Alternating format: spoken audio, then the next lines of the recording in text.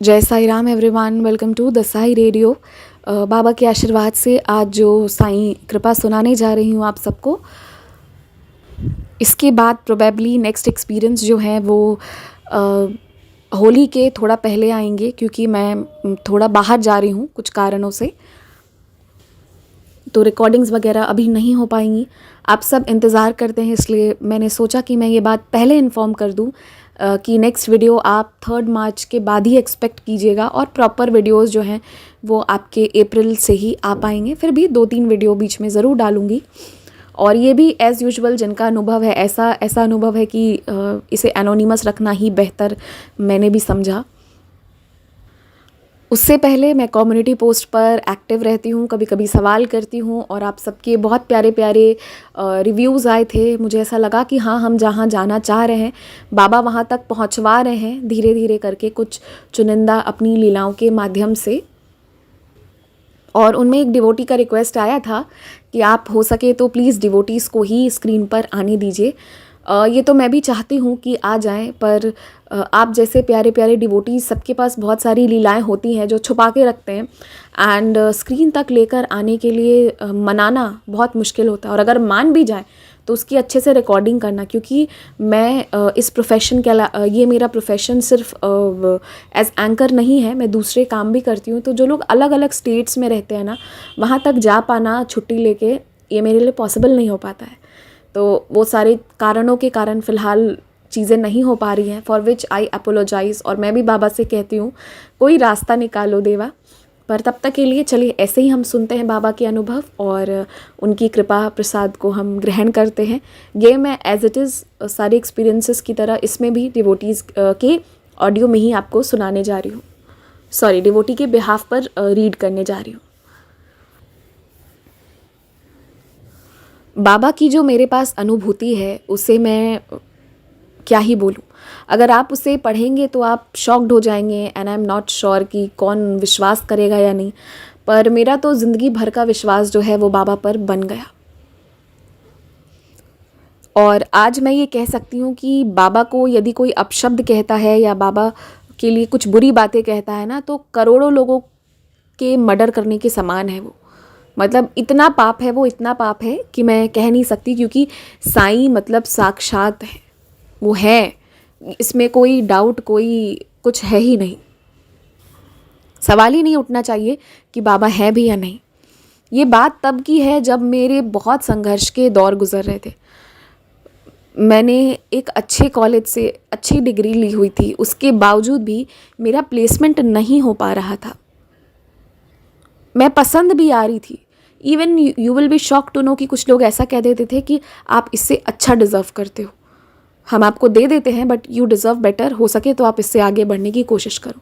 ऐसे ऐसे रिप्लाइज़, ऐसी रिव्यूज़ मुझे मिल जाती थी। और फिर मेरा ये हश्र हुआ था कि मैं हर छोटे बड़े हर नौकरी के लिए, फिर मैं प्लेसमेंट को छोड़िए, मैं वहाँ से पढ़ाने लिखाने का सोचने लगी, फिर मैं रिसेप्शनिस्ट के लिए काम करने का सोचने लगी, फिर मैंने हर तमाम काम, मैंने एक बार ये भी सोच लिया कि मैं घर घर जाकर झाड़ू पोछा भी कर लूँ, पर मुझे शायद वो भी नहीं मिलता, क्योंकि मुझे हर काम से ही रिजेक्ट कर दिया गया था। और उस काम के लिए तो मैं बिल्कुल भी फिट नहीं थी, क्योंकि उस शहर में अगर मैं उतने अच्छे से जाऊं तो वो भी लोगों के लिए क्वेश्चन था कि तुम मेड हो। और ये हाल हो गया था मेरा कि मैं बस आपको एक हिंट दे रही हूँ, आप समझ जाइएगा कि मैं किसी भी काम को करने के लिए तैयार हो गई थी। मुझे पैसों की ज़रूरत थी, मैं अपना पेमेंट नहीं कर पा रही थी। घर वाले मुझे एक तरह से कह सकते हैं बंदूक दिखाते थे कि तुम कर क्या रही हो। मैं कैसे समझाऊं कि मैं खूब मेहनत कर रही हूँ, फिर भी कुछ नहीं हो रहा है। मेरी रूममेट इनफैक्ट मुझे कहती थी कि बहन तू बाहर निकल और थोड़ा घूम भी, सिर्फ ऐसे पढ़ने से या सिर्फ ऐसे हर समय जॉब अप्लाई ये इससे नहीं होता। मुझे कॉल सेंटर तक में नौकरी नहीं मिल रही थी। अब मैं क्या बोलूँ। इसके बाद मैंने सोचा ना कि मैं कोई भी वो काम करूँगी, चाहे उसके लिए मुझे खुद को मेरी ईमान को ही क्यों ना बेचना पड़े, चाहे उसके लिए मुझे किसी के साथ भी सोना उठना बैठना पड़े। मैं अब तैयार हूँ, क्योंकि मेरे घर वाले एक तरफ और दूसरी तरफ मेरी किस्मत। बट आई नो कि मुझसे वो चीज़ भी नहीं होता। मुझे इनफैक्ट वो लोग भी नहीं मिलते जिनके साथ मैं सो उठूँ बैठूँ और बदले में मुझे पैसे मिले। क्योंकि मैं वैसी नहीं थी। पर आप सोचिए कि मेरी क्या हसर हुई होगी कि मैं वहाँ तक गिर चुकी थी। और मैंने कोशिश की पर नहीं हो पाया। उसके बाद फाइनली मैंने तय किया कि मेरे लिए कुछ नहीं है तो मेरे लिए मौत है। मौत से खूबसूरत क्या हो सकता है, क्योंकि ज़िंदगी इतनी ख़राब हो चुकी थी ना कि मैं आपको बता नहीं सकती हूँ। एक एक दाना जो मैंने खाया है ना, उस चावल के एक दाने के बदले 1000 बातें सुनती थी। और शायद बातें सुनना सबसे पेनफुल चीज़ें होती हैं। तो फिर क्या था, मैंने तय कर लिया उस दिन कि मुझे अब दिन तो याद नहीं है, वो थर्सडे था कि नहीं था ये मैं नहीं बता सकती एग्जैक्टली, पर मैंने तय कर लिया था कि हाँ अब मुझे सुसाइड ही करना है, मेरे पास इसके अलावा कोई ऑप्शन नहीं है। तो हमारे हॉस्टल में ऐसा होता है ना कि आपका एक टाइम है। देखिए, ऐसे कोई टाइम फिक्स नहीं है, जो जब आना चाहें वो आ सकते हैं, जा सकते हैं, पर फिर भी एक डिसिप्लिन होता है। और क्योंकि हम लोग थोड़ा डिसिप्लिन थे तो हमारे ऊपर ही थोड़ी सख्ती भी बरती जाती थी। तो फिर उस दिन मैं शाम में आई थिंक 5 बजे निकल गई। मैंने अपने किसी दोस्त से, वो लोग घूमने जाने वाली थी, मैंने मना कर दिया। मैंने कहा नहीं, मुझे बहुत ज़रूरी काम है और आज मैं जा रही हूँ, ऐसा करके। और मैं अपने घर वालों से भी, सबसे इतना त्रस्त हो चुकी थी ना, हर रिश्ते ने मुझे उसी समय धोखा दिया। और शायद मेरा समय ही इतना ख़राब चल रहा था। भगवान वगैरह से तो मेरा विश्वास उठ चुका था, बाबा से तो पूरी तरह विश्वास उठ चुका था, ज़्यादा विश्वास करती नहीं थी। जो था बचा खुचा वो भी ख़त्म हो गया था। और मैं सबको छोड़कर बिना किसी से मिले बस निकल गई अपने सफ़र के लिए, एक अनंत यात्रा के लिए। तो मैंने तय किया कि मैं रेलवे स्टेशन जाती हूँ और रेलवे स्टेशन जाकर मैं वहाँ जैसे ही कोई ट्रेन आएगी मैं कूद जाऊँगी और मैं इस तरह से मर जाऊँगी, क्योंकि उसमें श्योर शॉट है कि आप बचेंगे नहीं। जहाँ तक बात रही पंखे से लटकने की या कोई और चीज़ की, तो फिर रूम तो खाली रहता नहीं है कि 2 मिनट का भी चैन मिले कि हम कुछ कर सके। तो प्राइवेट लाइफ तो कुछ है नहीं, तो हम कुछ कर क्या सकते हैं। तो मुझे एक वही रास्ता उस वक्त जो है वो पता चल रहा था। अब मुझे हंसी भी आती है अपने बुद्धि पर। मैं चाहती तो ट्रैफिक में भी बीच में खड़े होकर मर सकती थी या NH पे खड़ी हो जाती, पर वो सब छोड़ के मैंने दूर का रेलवे स्टेशन तय किया और मैं चली गई। मैं स्टेशन पहुंच गई थी। उस दिन का नज़ारा भी बहुत उदास वाला ही था। मुझे कुछ अच्छा नहीं लग रहा था। रेलवे स्टेशन पर किसी की स्माइल, किसी का कुछ भी नहीं, सब कुछ बहुत नॉनसेंस और बहुत घटिया लग रहा था। और मैं बहुत इमोशनल भी थी, क्योंकि मैं ये सारी चीज़ों को आखिरी बार देख रही थी। मेरे घर वाले का उस दिन फ़ोन आया एंड ट्रस्ट मी, मैंने फ़ोन नहीं उठाया था, क्योंकि अब उनकी कोई शिकायत ही नहीं रहती मुझसे। मैं जा रही थी, ना किसी को मेरे लिए पेमेंट करने की ज़रूरत थी, ना किसी को मेरे लिए कुछ भी करने की ज़रूरत थी, ना कि मेरे मोबाइल के बैलेंस भरवाने की भी। मैं अब जा रही थी। मैं अपनी दोस्तों से भी मैंने कुछ नहीं बोला। I did not even hug them, because I knew कि अगर मैंने किसी से गले मिल ली ना तो शायद मैं कमज़ोर पड़ जाऊँ। पर क्योंकि उस दिन मुझे जाना था और हमेशा के लिए चले जाना था, जहाँ से कभी लौट कर नहीं आना था, ये दुनिया मुझे बहुत गंदी लग रही थी। इतनी पूजा पाठ करने के बाद भी एक नौकरी तक नहीं मिल सकी जिससे कि मैं अपना पेमेंट कर पाऊँ।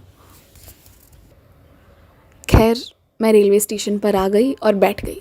वहीं पर एक बेंच पर बैठ गई और मैं इंतज़ार करने लगी कि ट्रेन आएगा तो मैं चली जाऊंगी। मैं कुछ उम्मीद नहीं कर रही थी। मुझे पता था कि कोई लीला, कोई अनुभव नहीं होगा। वो होते होंगे दूसरों के साथ, पर मेरे साथ नहीं। और वैसा ही हुआ भी। कोई मुझे मनाने, कोई मुझे समझाने नहीं आया। और तकरीबन 1 घंटे तक पहले तो कोई ट्रेन आई नहीं। उसके बाद अनाउंसमेंट हो गया कि एक ट्रेन आएगी। And you will not believe, वो मोमेंट मेरे लिए इतना इमोशनल होता जा रहा था, क्योंकि मैं जा रही थी, हमेशा के लिए जा रही थी। मैं आखिरी बार किसी से नहीं मिल रही थी।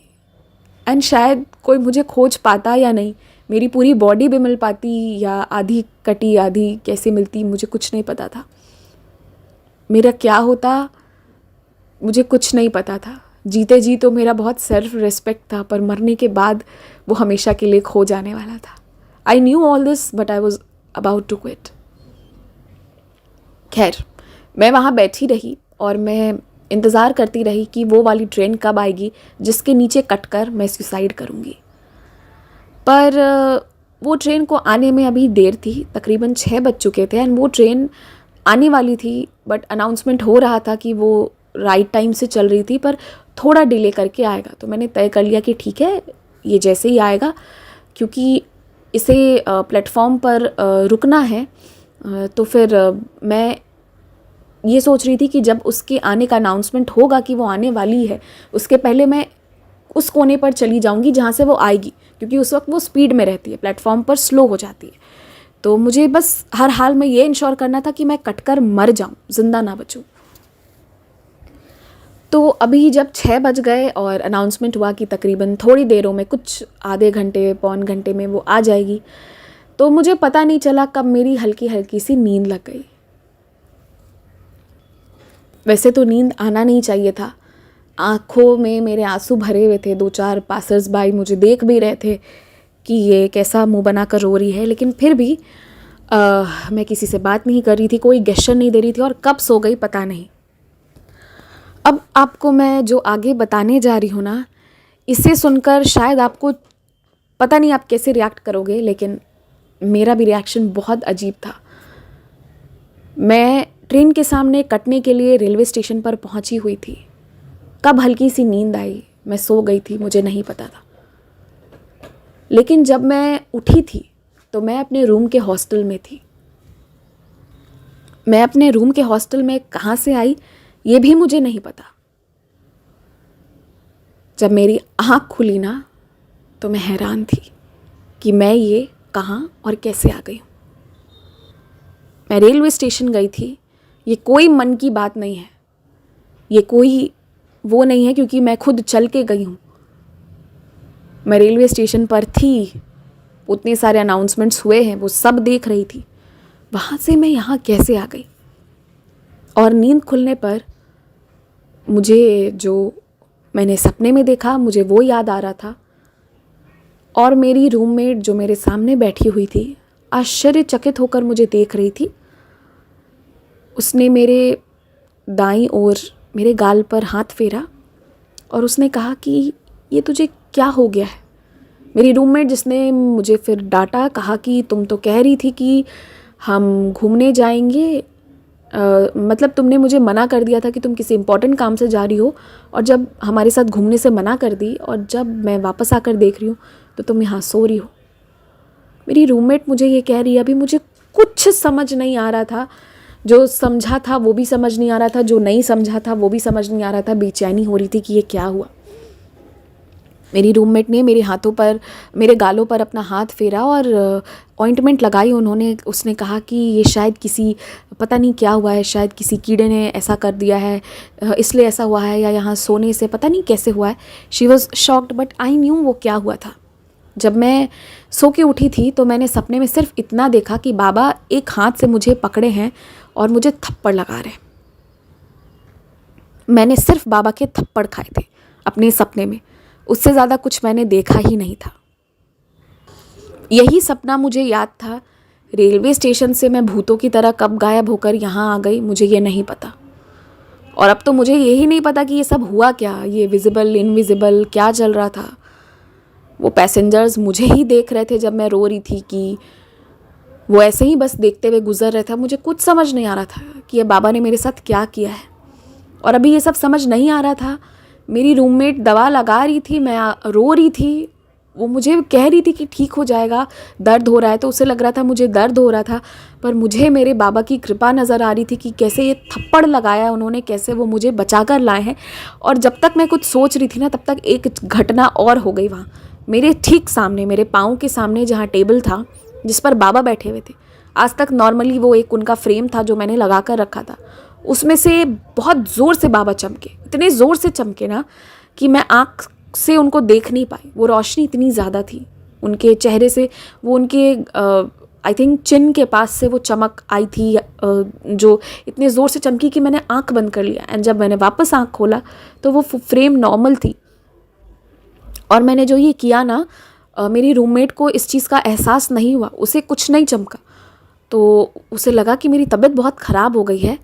एंड देन उसके बाद मेरी सारी फ्रेंड्स वगैरह मेरे पास आ गई। मैं खूब रोई खूब रोई खूब रोई, लेकिन मैंने किसी को कुछ नहीं बताया। सबको लगा कि मेरी तबीयत बहुत बिगड़ गई है, कुछ हुआ है मुझे, मेरे गालों पर वो निशान थे। अब ये तो एक चीज़ हो गई, लेकिन इसके बाद जो हुआ वो मैं अब आपको बताती हूँ। ना मेरा गाल ठीक हो रहा था, वो जो मेरे थप्पड़ के निशान थे ना वो ठीक नहीं हो रहे थे, और ना ही मुझे जॉब मिल रही थी, ना ही मैं मर रही थी। आने वाले 6 महीने मेरे और बुरे बीते, जब मैं रोती रही, रो नहीं रही थी, ये कह सकती हूँ कि तब मैं ऐसी हो गई थी ना, बेसुध हो गई थी। मुझे कोई फ़र्क नहीं पड़ रहा था कि कौन क्या बोल रहा है। मैं बस बाबा की लीला को देखकर रो रही थी कि जिसे जीने का शौक़ था वो चली थी मरने, और बाबा पकड़ के ले आए, थप्पड़ मारा वो अलग। और ये 6 महीने में मेरे गाल की ये निशान ठीक नहीं हो रहे थे। लेकिन अब जो मैं आपको बता रही हूँ वो सुनिएगा। फिर एक दिन मुझे मेरी गलती का रियलाइजेशन हुआ। अभी तक मैं बाबा से लड़ रही थी कि बाबा क्यों बचा लिया मुझे, पर इन 6 महीने के बाद एग्जैक्टली 6 मंथ्स तक मैं वैसी ही रही। मेरे घर वाले पेमेंट कर रहे थे, वो बातें सुना रहे थे, जिसको जो मन में आ रहा था जो बोल रहा था। पर जैसे मीरा शायद कृष्ण की दीवानी होती है ना, उतना तो भक्ति नहीं था, पर जो भी था मैं सिर्फ बाबा की दीवानी हो गई थी, सिर्फ साईं और कुछ नहीं। और सबको लग रहा था कि मेरी तबीयत बिगड़ रही है। इन 6 महीनों में हाई फीवर रहना, बहुत चीज़ें हो रही थी, पर मैं बेसुध थी। मुझे सिर्फ बाबा नज़र आ रहे थे और कोई नहीं। 6 महीने के बाद ऐसा हुआ कि वही फ्रेम जो मेरे सामने चमकी थी, मैं उनके सामने हाथ जोड़कर बैठ गई और मैंने बस एक ही बात बोला कि बाबा आई एम सॉरी, मैं गलत करने जा रही थी, आज के बाद ऐसा कभी नहीं करूँगी। आपने मुझे ज़िंदगी दी है, अब मुझे उसकी कीमत महसूस हो गई है। एंड ट्रस्ट मी, जिस दिन मैंने ये बात बाबा को बोला ना, उसके अगले दिन, वो रात के बाद, मेरे ये गाल के थप्पड़ की निशान गायब हो गए। आज मेरे गाल में कोई निशान नहीं है। 6 महीने के बाद एक रात में वो निशान खुद ब खुद चला गया, जो 6 महीने से टस से मस नहीं हो रहा था। और तब मुझे समझ में आया कि बाबा मुझे मेरी ज़िंदगी की कीमत बताना चाह रहे हैं। अब सुनिए, अब जो लीलाएं बाबा की शुरू हुई वो उसकी मैं आपको शुरुआत करती हूँ। इसके बाद जिस दिन मैंने बाबा से ये कहा, अगले दिन मेरे थप्पड़ के निशान चले गए। जैसे थप्पड़ के निशान गए ना, समझो मेरे सारे कष्ट, सारे दुख दर्द, पुराने बीते दिन दूर हो गए। उसके बाद जो है, मुझे हर जगह से, फिर से ध्यान से सुनिएगा, मुझे हर जगह से नौकरी के लिए ऑफ़र आना शुरू हो गया। यहाँ तक कि LKG UKG के टीचर के लिए मैंने अप्लाई किया था, वो भी आना शुरू हो गया। किसी को कुक की और काम वाली की अगर ज़रूरत हो तो उसका भी ऑफ़र आ गया। हर छोटा हर बड़े काम का, एक रिसेप्शनिस्ट का भी ऑफ़र आ गया। आप जो सोच सकते हो, मैंने जितनी जगह अप्लाई किया था मुझे हर जगह से ऑफ़र आने लगा। पर ये तो चलिए, अभी मैं इसमें से पागल हो रही थी कि मैं इसमें से क्या सेग्रीगेट करूं, और मुझे कुछ समझ नहीं आ रहा था। तो मैं बाबा से कह रही थी, जैसे हम शॉपिंग करते हैं ना कि पसंद करने में हेल्प करो ना, कौन ज़्यादा सुंदर है, वैसे ही मैं बाबा से हेल्प मांग रही थी कि हेल्प करो ना, इसमें से कौन सी वाली नौकरी ज़्यादा बेहतर है। तब तक बाबा की ऐसी लीला होती है कि मुझे एक ऑफ़र आता है सामने से, एक अच्छी सी कंपनी से ऑफ़र आया, जिसमें ऑलरेडी मेरी एक फ्रेंड वर्किंग थी। एंड पैकेज की बात करूँ, ऐसा पैकेज आया जो अब तक इनमें से किसी में नहीं था। 10 लाख का पैकेज आया मेरे पास। एंड आई न्यू कि मुझे क्या लेना है। बाबा ने मुझे चूज़ करने में हेल्प किया। तो बस ये ऐसी अनुभूति थी ना, जो मैं रेलवे स्टेशन तक पहुंच गई थी और वहाँ से जो ये चीज़ हुई, ये मैं सबको नहीं बताती हूँ। मैंने अपने घर वालों को भी नहीं बताया कि मुझे बाबा के थप्पड़ मिले हैं, और यही कारण है कि मैं बिल्कुल इस चीज़ को प्राइवेट रखना पसंद करूँगी। क्योंकि अगर ये आज भी मेरे घर वालों को पता चल गया ना, तो वो फिर डर जाएंगे, मुझ पर भरोसा नहीं करेंगे। तो फिर पर अब मुझे अपनी ज़िंदगी की कीमत एकदम अच्छे से महसूस हो गई। मैंने बहुत दुख झेला, पर बाबा ने फिर मुझे हर खुशी दी। जहाँ घूमना है, जो करना है वो करो। पर अब तो अलग बात है कि मैं साईं की दीवानी हो गई। इसी दौरान आपको बताती हूँ, मेरी प्लेसमेंट हो गई थी। उसके बाद मैं बीच में मुझे कुछ डॉक्यूमेंट्स लेने के लिए घर जाने की बहुत ज़रूरत आ गई थी। उसके बाद मैं वापस आने वाली थी, और फिर जब मैं PG ये अपना रूम खाली करती तो सारा सामान लेकर जाती। तो इस दौरान मेरे बाबा यहाँ टेबल पर ही रह गए थे और मैं चली गई थी घर। मैंने अपने घर वालों को अपने स्टेशन वाला हरकत तो नहीं बताया, ऑब्वियसली नहीं बताती, लेकिन मैंने ये बताया कि कैसे बाबा की कृपा हुई कि मैं बहुत रो रही थी और फिर बाबा ने मुझे नौकरी दिला दी। मैंने बस ऐसे ही थोड़ा सा झूठ बोलकर बाबा की लीला बता दी कि मैं बहुत रोई बाबा के सामने और उन्होंने मुझे फिर ये नौकरी दिलाई। तो मैं बाबा का व्रत कर रही हूँ। मैं बस शुक्रिया करने के लिए बाबा के गुरुवार के व्रत करने शुरू कर दिए थे। तो मैं उस दिन, जिस दिन अपने घर पहुंची थी, उस दिन भी गुरुवार था। मेरी मम्मी बहुत बहुत बहुत खुश, वो बाबा पे भी पूरा खुश कि अरे वाह बाबा, तुमने तो नौकरी दिला दी। तो मेरी मम्मी ने कहा कि हम दोनों मिलकर बाबा के व्रत करते हैं। तो फिर एक गुरुवार मैं जिस गुरुवार घर पे रही, सब कुछ तो हो गया, पर अब प्रॉब्लम ये आ गई कि मेरी मम्मी भी व्रत कथा ला के रखी हुई थी। व्रत कथा तो थी पर बाबा नहीं थे घर पर। अब अगला प्रॉब्लम हमारे पास ये आया। तो ये जो बाबा की अब मैं आपको अगली लीला बता रही हूँ ना, ये तो मतलब सुनकर ना, देखकर हम सब स्तब्ध ही रह गए। अब बाबा की आप उस दिन की लीला देखिए। उस दिन सुबह सुबह नहीं था, तो मेरी मम्मी कह रही थी कि ठीक है, थोड़ा दुकान खुलने दो, तो हम खोजते हैं, यदि बाबा मिल जाएंगे कहीं पर तो हम बाबा का वो लेके आएंगे, नहीं मिलेंगे तो फिर हम इंटरनेट से ही बाबा की एक अच्छी सी फ़ोटो निकाल लेंगे और उन्हीं के सामने हम व्रत करेंगे। क्योंकि व्रत कथा में ये रूल दिया हुआ था कि एक बाबा की फ्रेम के सामने बैठकर आपको करना है।